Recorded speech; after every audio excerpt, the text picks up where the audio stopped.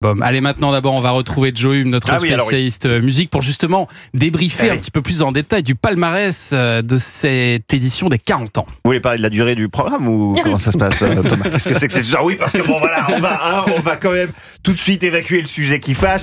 Comme chaque année, les victoires de la musique, c'est long. Limite, je comprends pas trop pourquoi les journalistes continuent à pointer ça du doigt, parce que c'est comme si tu allais voir un Hitchcock et tu te dis ah bah regarde, encore un meurtre. Je l'avais pas vu venir celle-là. Alors oui, c'est long, mais on a vu Santa, comme on le disait, faire voler un orchestre. Donc bon.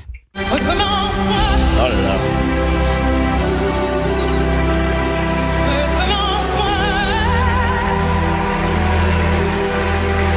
Recommence-moi. L'orchestration est magnifique. Allez.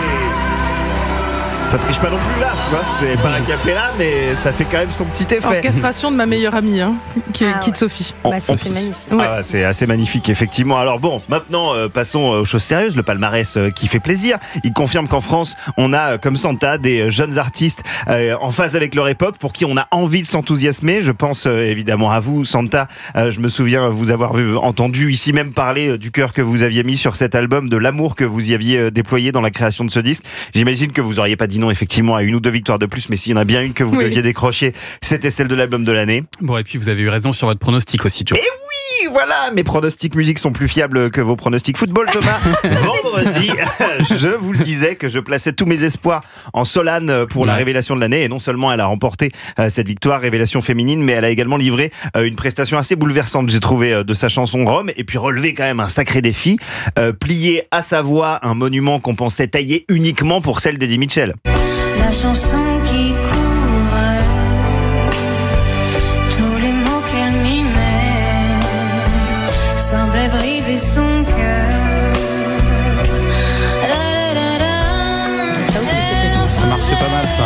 Ça marchait bien. Prestation Mitchell Solane. avait l'air assez ému d'ailleurs. Il regardait ça et puis je tournais vers lui. C'est bien, c'est pas mal. Et tout. Et il a reçu, comme Sylvie Vartan, une victoire d'honneur. Exactement. Alors on salue la prestation aussi de l'artiste féminine de l'année, Zao de Sagazan, qui a vraiment soigné sa scénographie pour Au Travers. C'était incarné, c'était tendu, c'était très théâtral, plus qu'un Racine à la Comédie Française. Bravo Zao. On est aussi hyper heureux de voir récompenser le documentaire Arte consacré à la carrière fulgurante de DJ Mehdi. Et après, il y a une victoire qu'on avait vu un petit peu venir, c'est celle décernée aux cérémonies d'ouverture et de clôture des JO. Bah oui, après un Grammy Award décerné il y a 2 semaines au groupe Gojira avec Mariana Viotti et Victor Lemann pour le titre Ah ça ira, on voyait mal comment la victoire du meilleur concert aurait pu échapper aux cérémonies d'ouverture et clôture des JO de Paris 24.